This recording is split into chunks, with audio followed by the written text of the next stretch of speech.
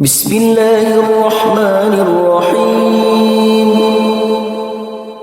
تبارك الذي بيده الملك وهو على كل شيء قدير الذي خلق الموت والحياة ليبلوكم أيكم أحسن عملا وهو العزيز الغفور الذي خلق 7 سماوات طباقا ما ترى في خلق الرحمن من تفاوت فارجع البصر هل ترى من فطور ثم ارجع البصر كرتين ينقلب إليك البصر خاسئا وهو حسير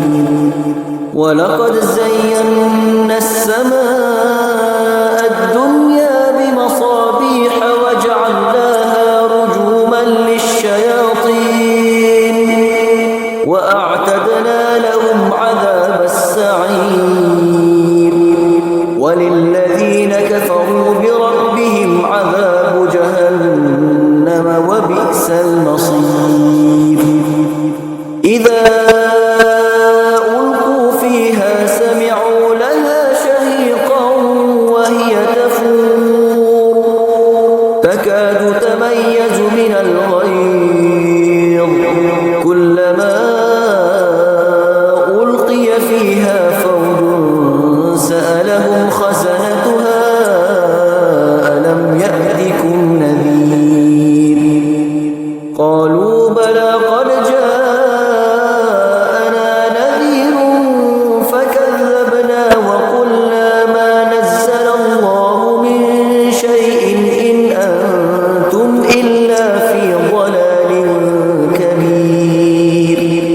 وقالوا لو كنا نسمع أو نعقل ما كنا في أصحاب السعير فاعترفوا بذنبهم فسحقا لأصحاب السعير إن الذين يخشون ربهم بالغيب لهم مغفرة وأجر كبير وأسروا قولكم أو اجهروا به إنه عليم بذات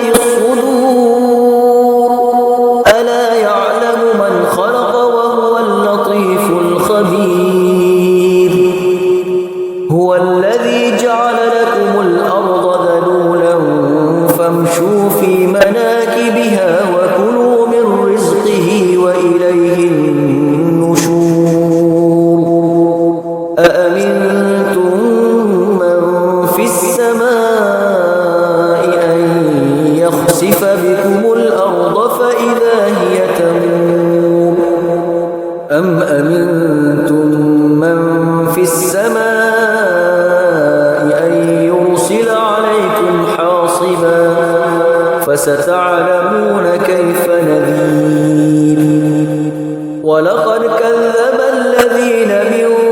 قبلهم فكيف كان نكير أولم يروا إلى الطير فوقهم صافات ويقبضن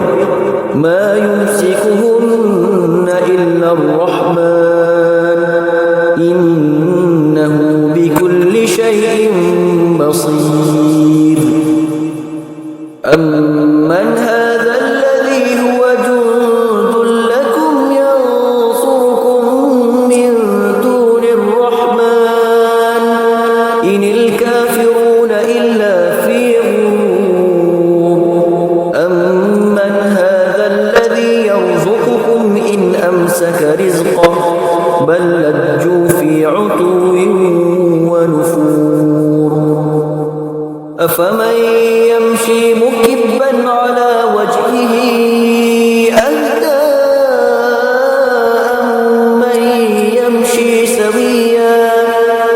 أمن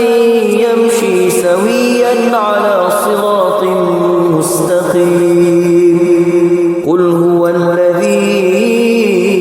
أنشأ لكم وجعل لكم السمع والأبصار والأفئدة قليلا ما